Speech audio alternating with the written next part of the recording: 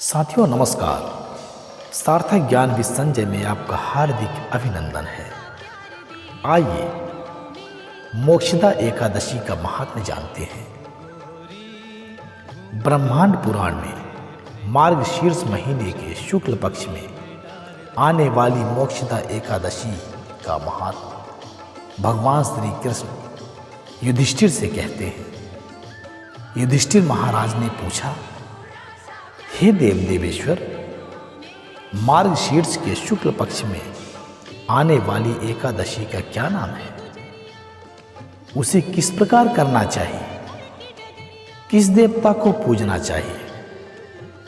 कृपया इस विषय पर विस्तार से कहें।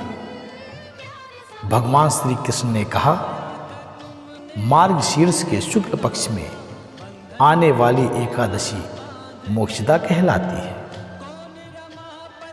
इसकी महिमा सुनने से वाजपेय यज्ञ का फल प्राप्त होता है। यह एकादशी पाप हरण करती है।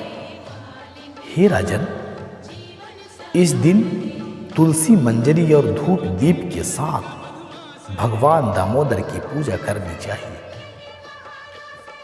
बड़े बड़े पापों को नष्ट करने वाली मोक्षदा एकादशी की रात्रि में मेरी प्रसन्नता के लिए नृत्य, कीर्तन तथा कथा करके जागरण करना चाहिए।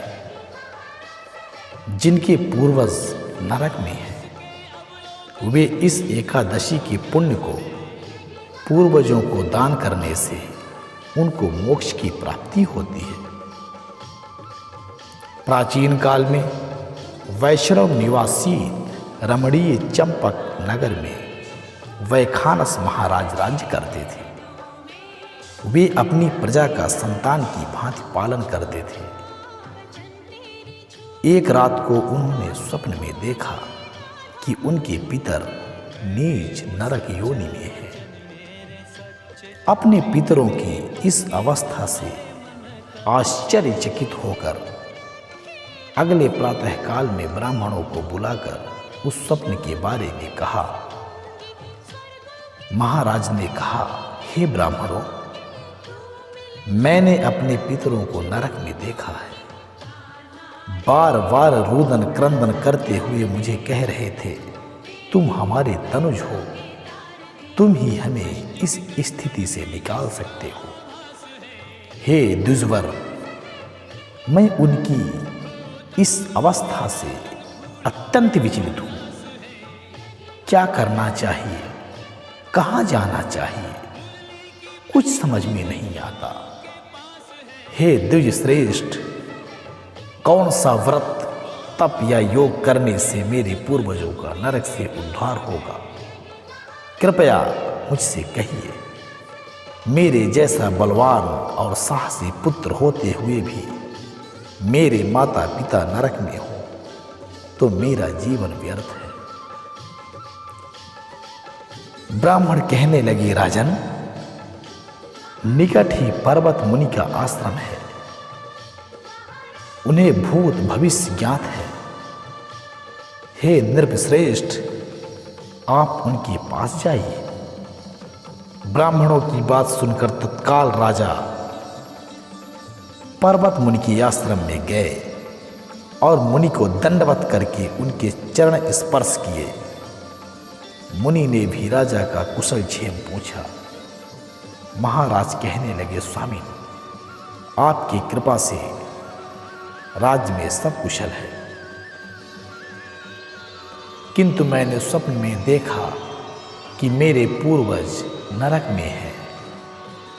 कौन से पुण्य से उनको मुक्ति मिलेगी? कृपया आप कहिए।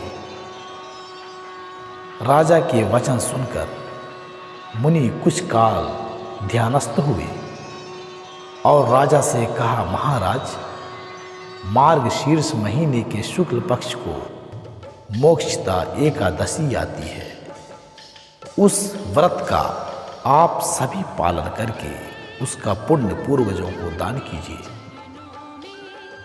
उस पुण्य के प्रभाव से उनकी नरक से मुक्ति होगी। भगवान श्री कृष्ण ने कहा, हे युधिष्ठिर, मुनि के वचन सुनते ही राजा ने घर लौटकर एकादशी व्रत को धारण करके उसका पुण्य अपने पितरों को दान किया। उस पुण्य के दान करते ही आकाश से पुष्प वृष्टि हुई। वैखानस महाराज के पिता पूर्वज नरक से बाहर निकल गए, आकाश में आए और राजा को कहा, पुत्र तुम्हारा कल्याण हो, तुम्हारा कल्याण हो। इस आशीर्वाद को देकर वे सब स्वर्ग में गए। प्रत्येक मनुष्य की प्रबल इच्छा होती है कि वह मोक्ष प्राप्त करे। मोक्ष की इच्छा करने वालों के लिए मोक्षदा एकादशी का यह उपवास अति महत्वपूर्ण है। पिता के प्रति पुत्र के दायित्व का इस कथा से श्रेष्ठ दृष्टांत दूसरा कोई नहीं है। अतः भगवान श्री हरि विष्णु के निमित्त यह उपवास पूर्ण निष्ठा व श्रद्धा से करना चाहिए। इस प्रकार जो कोई चिंतामणि समान इस एकादशी का व्रत करेगा उसे मृत्यु के बाद मोक्ष मिलेगा। जो इस महात्म को सुनेगा पढ़ेगा उसे वाजपेयी यज्ञ के फल की प्राप्ति होगी। कथासार, यह पिता के प्रति भक्ति और दूसरों के लिए पुण्य अर्पित करने की श्रेष्ठ और पवित्र कथा है।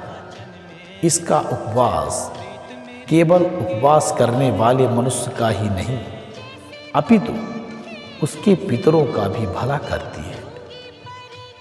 अपने किसी सगे सहोदर मित्र बंधु को भी इस उपवास का फल अर्पण करने से उसके भी पापों व क्लेशों का नाश हो जाता है। ओम नमो भगवते वासुदेवाय नमः।